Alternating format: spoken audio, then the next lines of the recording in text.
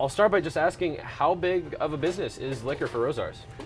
Liquor's really a pretty small percentage of the business. It's well under 1%. Yeah. And has it generally been, I guess, pretty profitable though since you started? That's going to happen too. I'll be perfectly honest. There's not a lot of profit in liquor. With the taxes associated and all that, it really cuts into the margin. So not a lot of profit. What it's about convenience for the customer. It's here for that person that doesn't want to have to drive all over and hunt up something. It's here, it's convenient. Yeah, and what about the prices for the customers? What kind of benefits do you think they have been able to buy at the grocery store? Well, the pricing is competitive.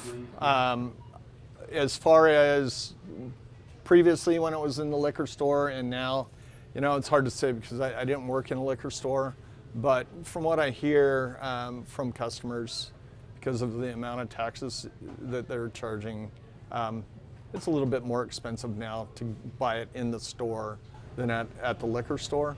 Again, it comes down to the convenience. The state really had it figured out when they didn't lose money when they put it in the grocery stores. So. Yeah. Well, do you think that you mentioned the competitive prices? Do you think that having multiple places selling at different prices can result in some liquors being cheaper? Yeah, some liquors are.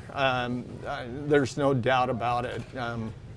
So it just depends on which venue you're talking about and what their profit margins are. And I guess, what do you think? You mentioned convenience. What are maybe some of the other benefits that you might think that customers are seeing from being able to buy? Well, convenience really is the major thing. It's kind of a one-stop shop. I can not only get my spirits, but I can also get my mixers. I can get dinner. I can get everything, fresh fruit, whatever I'm going to use in the mixer. Right. So that kind of thing. What are some of the most popular spirits, just out of curiosity? Right now, the most popular spirit, bar none, is our vodka still. But really growing in popularity is bourbon. Bourbon's really high on the list. Some of the ones like my favorites always been Scotch, and it's not high up on the list, but there are still some dedicated Scotch drinkers. Yeah. So. Do you find it at all difficult to compete with maybe people going over to Idaho and trying to find cheaper liquor over there, or are you able to offer prices that you think are usually pretty good? Well, the competition with Idaho, they have a total different way of doing their sales. I don't hear a lot of my customers that come into the store saying, yeah, I'm going to drive over to Idaho because it's cheaper.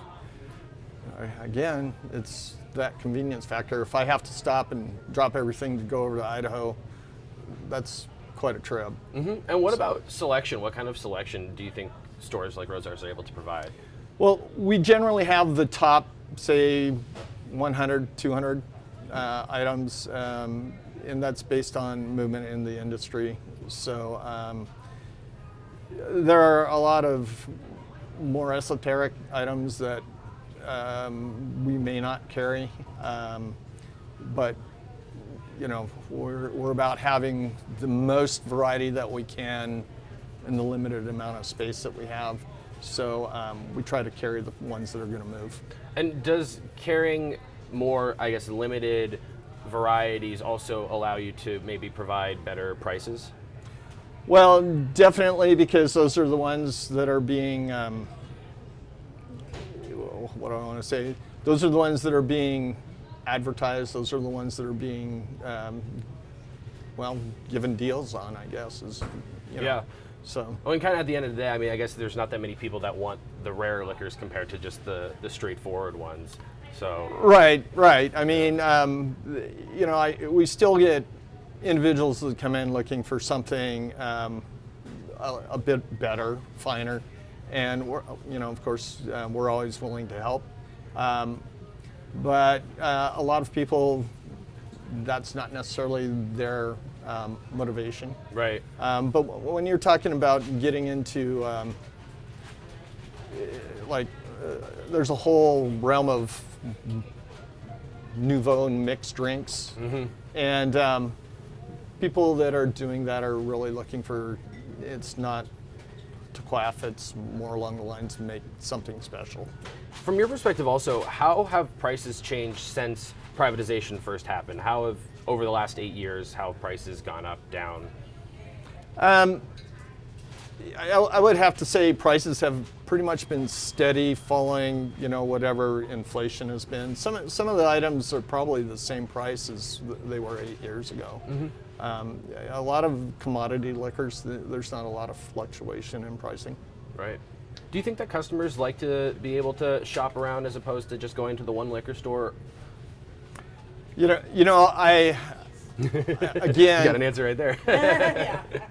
yeah, and again, for some people it's strictly convenience. For others, it is, you know, where am I going to go get the best price? So some of those people are willing to drive to, you know, Idaho to do something like that. But a lot of people are coming in and it's convenient. Yeah. Now, some people are looking for more variety, and so they'll go to some of the larger outlets, you know, that specialize in having that variety. Yeah. So. All right.